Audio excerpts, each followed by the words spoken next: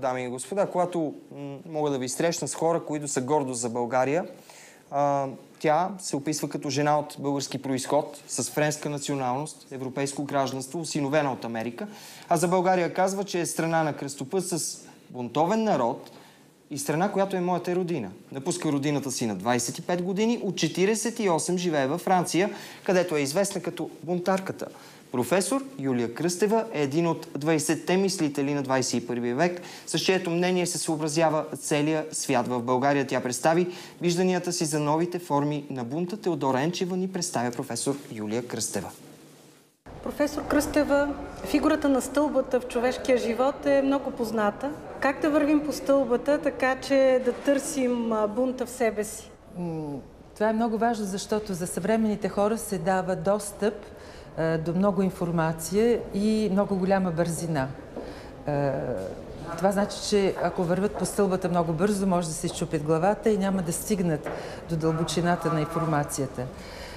За да можеш да вървиш по стълбата, трябва да се дадеш времето, да можеш да усвоиш нещата и да ги анализираш, да си внимателен, да имаш такт.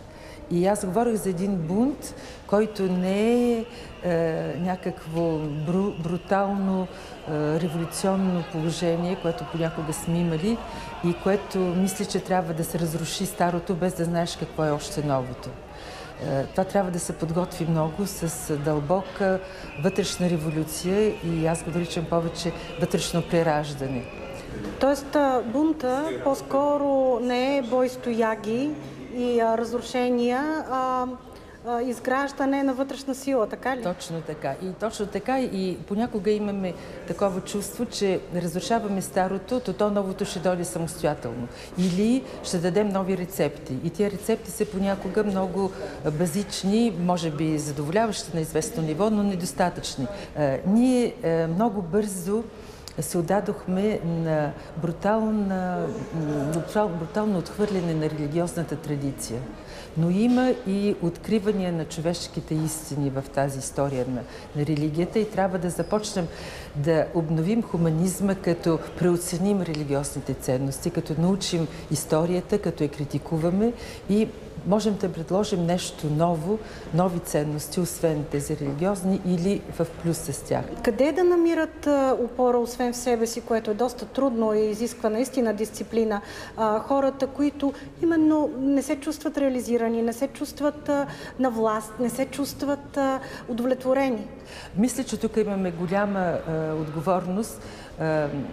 Къде? В всички, които се занимават с някаква обществена дейност, просветата, социалните работници, политиците също, но главно просветата, защото в тази област трябва да формираме учителите на всички нива, от детската градина, в средното училище, в университетите. Те не са там само да дават знание, да можеш да смяташ, да четеш или да научиш някои модели. Това е много важно.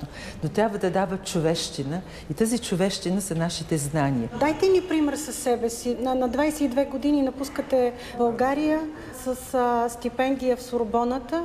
Как влязохте в новия свят? Когато пристигнах във Франция, тя беше една страна, която излизаше от кризата на Алжирската война, хората бяха шокирани и литературните авангарди се интересуваха от младите, които идват от изток и които знаеха руските... А вие сте била екзотика. Екзотика, но която се свърши с техните търсения. И така те ме приеха много радушно.